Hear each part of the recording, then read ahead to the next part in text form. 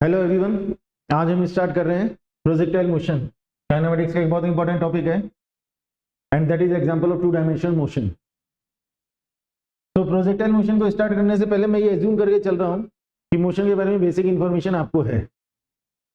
इससे पहले हम वन डायमेंशनल मोशन पढ़ते हैं। तो मोशन में तीन तरह के मोशन डिस्कस करते हैं। थोड़ा सा रिवाइज कर लेते हैं पीछे वाली चीज को। मोशन में तीन तरह का मोशन हम डिस्कस करते हैं, वन डायमेंशनल, टू डायमेंशनल और थ्री डायमेंशनल। ठीक है।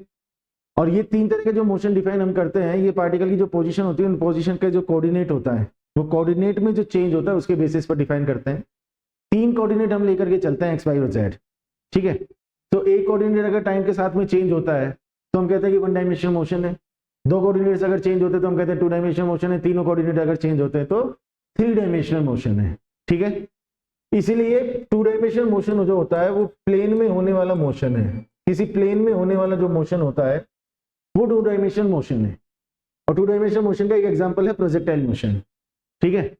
अब प्रोजेक्टाइल मोशन की कहानी है क्या? सपोज हमने किसी पार्टिकल या किसी ऑब्जेक्ट को हॉरिजॉन्टल से किसी एंगल पर प्रोजेक्ट किया। हॉरिजॉन्टल से किसी एंगल पर किसी वेलोसिटी u से हमने एक पार्टिकल को प्रोजेक्ट किया और पार्टिकल ऐसे कर्व पाथ में मूव करता हुआ गया। ठीक है। ये जो मोशन हो रहा है इसी को हम प्रोजेक्टाइल मोशन कहेंगे। तो जब हम किसी पार्टिकल को हॉरिजॉन्टल से किसी पर्टिकुलर एंगल पर या वर्टिकल से किसी भी एंगल पर, हॉरिजॉन्टल और वर्टिकल के बीच में किसी डायरेक्शन में प्रोजेक्ट करना है, ना तो मैं उसको वर्टिकल डायरेक्शन में भी प्रोजेक्ट कर रहा हूं, ना मैं इसको हॉरिजॉन्टल डायरेक्शन में प्रोजेक्ट कर रहा हूं। हालांकि जब मैं इसको हॉरिजॉन्टल डायरेक्शन में प्रोजेक्ट करूंगा तो भी ये कर्व पाथ में मोशन करता हुआ जाएगा। That is second case of the projectile motion. But अगर इसको मैं वर्टिकल डायरेक्शन में प्रोजेक्ट करूंगा तो ये स्ट्रेट लाइन में मोशन करता हुआ जाएगा और स्ट्रेट लाइन में ही नीचे आ जाएगा। वो वन डायमेंशनल मोशन होगा।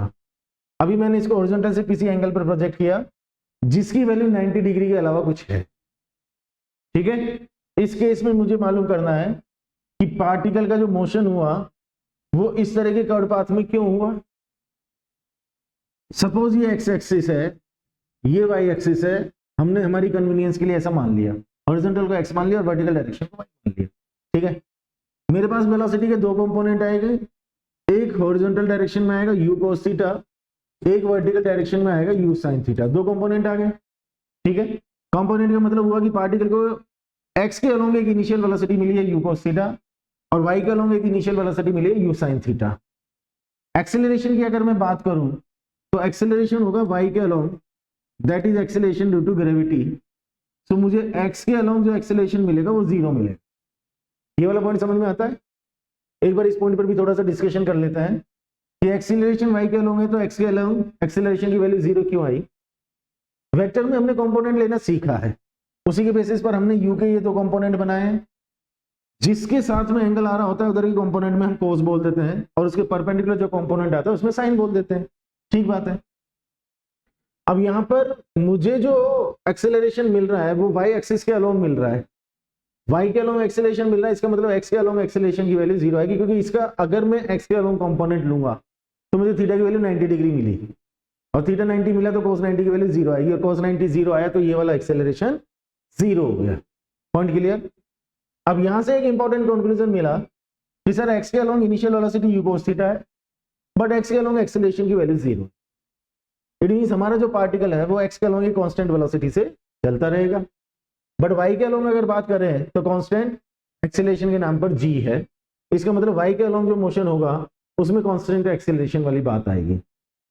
तो x का जो मोशन है कांस्टेंट वेलोसिटी का, y का जो मोशन है कांस्टेंट एक्सेलरेशन का। इसीलिए जब हम प्रोजेक्टाइल मोशन की बात करते हैं तो दोनों एक्सिस के लिए कहानी कुछ अलग अलग कही जाती है। एक्स एक्सिस के लिए अगर बात करते हैं तो हमारे पास में फॉर्मूला आता है speed equals to distance upon time. ठीक है। और y एक्सिस के लिए अगर हम बात करते हैं तो हम कहते हैं यार इसमें इक्वेशन ऑफ मोशन चलेंगे। तीन इक्वेशन ऑफ मोशन होपफुली याद होंगे। First is v equals to u plus at, second है s equals to ut plus half at square और थर्ड है v square equals to u square plus 2as। This is the basic concept of the projectile motion. ये हमारे projectile motion का basic concept है कि अगर मुझे x के अलोंग बात करनी है तो मेरे पास में ये फॉर्मूला आ गया, मुझे y के अलोंग अगर बात करनी है तो मेरे पास में ये इक्वेशंस आ गए। ठीक है। अब मुझे इसमें कोई भी चीज कैलकुलेट करनी होगी, मुझे ये डिसाइड करना होगा कि कौन सा एक्सिस लेना है, मैं उसके अकॉर्डिंग बात करूंगा। पहले डिसाइड करूंगा कौन सा एक्सिस है, अगर उसमें एक्स एक्सिस लिया तो ये फॉर्मूला काम में ले लूंगा, और अगर मैंने वाई एक्सिस डिसाइड किया तो फिर मुझे ये देखना होगा कि मेरे पास में क्या क्या इंफॉर्मेशन है, उन इंफॉर्मेशन के बेसिस पर इन तीनों में से कौन सा इक्वेशन सबसे ज्यादा एप्रोप्रिएट होगा मेरे लिए, वो डिसाइड किया जाएगा। सबसे पहले कहानी हम लेते हैं इसके ट्रेजेक्ट्री की। ट्रेजेक्ट्री मतलब ये पाथ की जो शेप बन रही है कि सर ये कर्व पाथ क्यों बना, इसकी शेप क्या होगी, इस कहानी को समझना है तो एक्स और वाई का रिलेशन समझना पड़ेगा। एक्स और वाई का रिलेशन मतलब एक्स और वाई के बीच में एक इक्वेशन बनाना पड़ेगा। एक्स और वाई का इक्वेशन कैसे बनेगा, t इक्वल टू 0 पर हमारा पार्टिकल हमने यहां से प्रोजेक्ट किया, दैट इज ओरिजिन। मान लो t टाइम पर पार्टिकल यहां कहीं है, एक जनरल पॉइंट कंसीडर कर लिया हमने जिससे कोऑर्डिनेट एक्स और वाई है। एक्स और वाई का मतलब हो गया इस टाइम ड्यूरेशन में एक्स के अलोंग जो उसका डिस्प्लेसमेंट है मतलब हॉरिजॉन्टल डायरेक्शन में वो तो एक्स हो गया, और वर्टिकल डायरेक्शन में जो उसका डिस्प्लेसमेंट है वो वाई हो। ठीक है, एक काम करते हैं, एक्स एक्सिस की बात करके एक इक्वेशन बनाते हैं जिसमें टाइम आएगा, वाई एक्सिस की बात करके इनमें से कोई इक्वेशन लेते हैं जिसमें टाइम आएगा, फिर टाइम को एलिमिनेट करके एक्स और वाई का रिलेशन बना लेते हैं। सो अगर मैं ओ से पी तक एक्स एक्सिस को देखूंगा, एक्स एक्सिस को, तो speed equal to distance upon time. Speed हो गया है u cos थीटा, डिस्टेंस है x, टाइम है t। बटे यहां से t की वैल्यू मिल जाती है x upon u cos theta. बात क्लियर हुई। y एक्सिस के लिए अगर बात करूं, एक बार इंफॉर्मेशन देख लेता हूं क्या क्या है। मेरे पास में डिस्प्लेसमेंट आ गया, y एक्सिस पर फोकस करता हूं, डिस्प्लेसमेंट y आ गया, initial velocity u sin theta, acceleration तो g के इक्वल है ही, टाइम t है। सेकंड इक्वेशन ले लेते हैं, सेकंड इक्वेशन से ही हो गया y equals to u sin theta t minus half g t square. Sign convention लगा दिया, मैंने अपर डायरेक्शन को प्लस ले लिया, डाउनवर्ड डायरेक्शन को माइनस ले लिया, तो y और u sin थीटा को प्लस ले लिया और g की वैल्यू को माइनस ले लिया। यहां से t की वैल्यू लेकर के यहां पर पुट कर सकते हैं, तो y equals to u sin theta x upon u cos theta minus में half g x upon u cos theta का होल स्क्वायर। यहां u कैंसिल हो जाता है, साइन अपॉन कोस tan बन जाता है।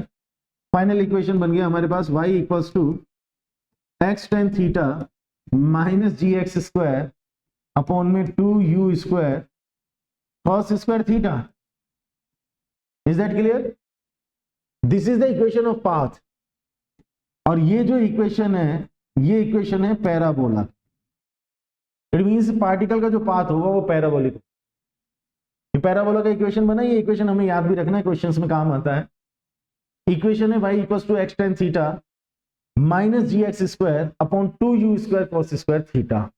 तो ये इक्वेशन पैराबोला को रिप्रेजेंट करता है, इसलिए हम कहेंगे कि हमारा जो पार्टिकल है वो पैराबोलिक पाथ में मोशन करता हुआ जाएगा। एक काम हमारे यहां पर कंप्लीट हुआ, आई थिंक यहां तक की बात क्लियर है। अब दूसरी बात कर लेते हैं कि मैक्सिमम हाइट तक पहुंचने का टाइम कितना होगा। तो इसमें से थोड़ा सा पार्ट में अभी इरेज कर देता हूं। जैसे ये एक्सेलरेशन वाली जो कहानी है ये हमने डिस्कस कर ली है, राइट। मैक्सिमम हाइट का पॉइंट ए लिया, ये वाला पॉइंट हमने बी लिया। मैक्सिमम हाइट पर वेलोसिटी कौन से डायरेक्शन में? अब आप ये सोचेंगे कि सर आप वेलोसिटी के डायरेक्शन की बात क्यों कर रहे हो, हमें तो टाइम कैलकुलेट करना है, आप वेलोसिटी का डायरेक्शन ले रहे हो। इसके पीछे एक लॉजिक है, बट पहले वेलोसिटी के डायरेक्शन की कहानी समझ लो। हमारा पार्टिकल किसी भी पाथ में मोशन करे, पैराबोलिक पाथ, सर्कुलर पाथ, किसी भी पाथ में पार्टिकल मोशन कर रहा हो, किसी भी पॉइंट पर अगर मुझे वेलोसिटी का डायरेक्शन चाहिए तो मैं उस पॉइंट पर एक टेंजेंट ड्रॉ कर दूं, और टेंजेंट से मुझे उस पॉइंट पर वेलोसिटी का डायरेक्शन मिल जाएगा। जैसे मैं इस पॉइंट के लिए बात करूं तो यहां टेंजेंट ड्रॉ करूंगा, ये टेंजेंट एक्स के पैरेलल आएगा, तो मुझे यहां वेलोसिटी मिल गई है u cos थीटा। क्लियर? अब इस पॉइंट पर वेलोसिटी है ही हॉरिजॉन्टल डायरेक्शन में, इसलिए मैंने इसको u cos थीटा लिखा, क्योंकि x वाला कंपोनेंट कभी भी चेंज नहीं होगा। तो ये आ गया हमारे पास में u cos theta. Highest point पर y के अलोंग वेलोसिटी 0 है, y के अलोंग वेलोसिटी 0 है, वेलोसिटी 0 नहीं है, इस पॉइंट का ध्यान रखना। y के अलोंग वेलोसिटी की वैल्यू 0 है, ठीक है। तो अब मैं मैक्सिमम हाइट का टाइम कैसे कैलकुलेट करूंगा? y एक्सिस ले लेता हूं o से a तक, initial velocity u sin theta हो गई, final velocity vy equal to 0, acceleration g हो गया, टाइम कैलकुलेट करना है। फर्स्ट इक्वेशन अप्लाई कर लेते हैं। तो first equation v equal to u plus at अगर लिखता हूं तो v की वैल्यू हो गई 0, ये हो गया है u sin theta minus g t1 and t1 equals to u sin theta upon g। This is the time for maximum height. बहुत सिंपल है, बेसिक कॉन्सेप्ट है, ये समझ लेना है बस। मेरे को बेसिक कहानी समझ में आ जानी चाहिए, स्टार्टिंग की जो 5-10 मिनट की कहानी है वो मेरे को क्लियर हो जानी चाहिए। फिर उसके बाद में तो कलाकारी ये है कि कहां पर कौन सी चीज को कैसे अप्लाई करना है, ठीक है। तो मेरे को ये क्लियर हो गया कि यार मैं हॉरिजॉन्टल डायरेक्शन मतलब एक्स एक्सिस की अगर बात करूंगा तो मैं speed equals to distance upon time लिखूंगा। मैं अगर वाई एक्सिस की बात करूंगा तो मैं इक्वेशन ऑफ मोशन को अप्लाई करूंगा। तो मेरे पास में ट्रेजेक्टरी का इक्वेशन आ गया, मेरे पास में मैक्सिमम हाइट तक का टाइम आ गया। नेक्स्ट पॉइंट पर बात करते हैं, मैक्सिमम हाइट ही कैलकुलेट कर लेते हैं। मैक्सिमम हाइट कितना है, मैक्सिमम हाइट पर बात कर लेते हैं। अभी मैक्सिमम हाइट कैसे कैलकुलेट होगा, O टू A। अगेन अगर मैं y एक्सिस को पकड़ूं, O to A, initial velocity हो गई, फाइनल वेलोसिटी 0 हो गई। थर्ड इक्वेशन पर नजर डालें तो ये मैक्सिमम हाइट हो गई है h। थर्ड इक्वेशन अगर लूंगा तो v की वैल्यू 0, u sin थीटा का square minus 2gh, plus minus का ध्यान रख लेना, h equals to u square sine square theta upon 2g। ये मैक्सिमम हाइट है, u square sine square theta upon 2g, ठीक है। तो मैक्सिमम हाइट का टाइम आ गया और मैक्सिमम हाइट भी हमारे पास आ गई। अब चाहे तो हम टाइम ऑफ फ्लाइट भी कैलकुलेट कर सकते हैं। टाइम ऑफ फ्लाइट का मतलब ये हुआ कि हमारा पार्टिकल कितनी देर के लिए हवा में रहा। हवा में रहने का मतलब है O से B तक का टाइम। O से B तक का टाइम कैसे कैलकुलेट होगा, देखना पड़ेगा कौन सा एक्सिस लिया जाए। अगर मैं O टू B बात करूं, अगर मैं एक्स एक्सिस को लूं तो यार एक्स एक्सिस में तो कांस्टेंट ये है कि speed equal to distance upon time है। अब एक्स के लिए स्पीड तो मेरे पास है, डिस्टेंस और टाइम तो मेरे पास है ही नहीं।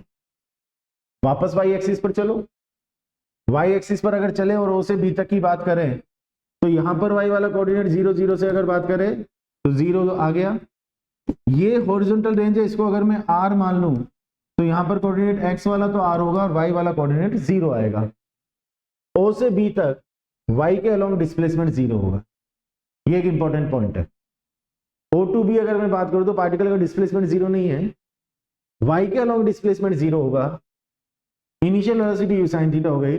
टाइम अपन कैलकुलेट करना चाहते हैं, सेकंड इक्वेशन से बात बन सकती है, y axis O to B, second equation apply करें तो s की वैल्यू हो गई 0, u हो गया u sin थीटा, टाइम हो गया t माइनस का हाफ gt स्क्वायर, एक t को गायब कर दो तो t equals to 2u sin theta upon g आ जाएगा सॉल्व करने के बाद में।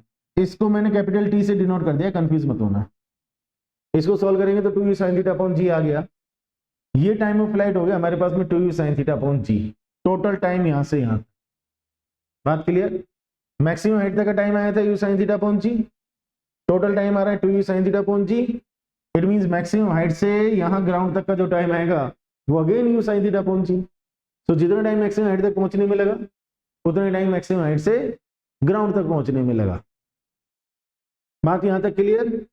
एक्सप्रेशंस दिमाग में रखने हैं बट बेसिक जो चीज है ना, बेसिक जो कॉन्सेप्ट है वो 100% क्लियर होना चाहिए, वो निकलना नहीं चाहिए दिमाग से। बेसिक कॉन्सेप्ट हमारा ये लिखा हुआ है। अब हमने वाई एक्सिस के लिए बात की है, मैक्सिमम हाइट तक का टाइम निकाला है, टाइम ऑफ फ्लाइट निकाला है, मैक्सिमम हाइट कैलकुलेट की है। आई होप यहां तक की सारी कहानी क्लियर होगी। इसको एक बार अच्छी तरह से देख लेंगे, चेक कर लेंगे। कोई भी अगर डाउट होता है तो कमेंट बॉक्स में डाल देना और साथ में अपना फीडबैक हो डाल देना कि वीडियो कैसा लगा, ठीक है। नेक्स्ट वीडियो में इससे आगे की कुछ चीजें डिस्कस करेंगे जिसमें हम हॉरिजॉन्टल रेंज वगैरह कैलकुलेट करेंगे। सो ऐसा मान करके चलो कि इसका 50% पार्ट हो गया, लगभग 50% पार्ट हो रहे वो नेक्स्ट वीडियो में हम कवर कर लेंगे, तो हमारा प्रोजेक्टाइल मोशन कवर हो जाएगा, ठीक है। कमेंट बॉक्स में कमेंट जरूर मेंशन करने हैं, कोई डाउट है तो डाउट जरूर मेंशन करना है। अगर डाउट वैसे डिस्कस कर सके तो कमेंट बॉक्स में रिप्लाई कर देंगे, जरूरत पड़ी तो वीडियो के थ्रू उसको डिस्कस करेंगे, ठीक है। बाकी की बात करते हैं फिर नेक्स्ट वीडियो में। Thank you. बाय।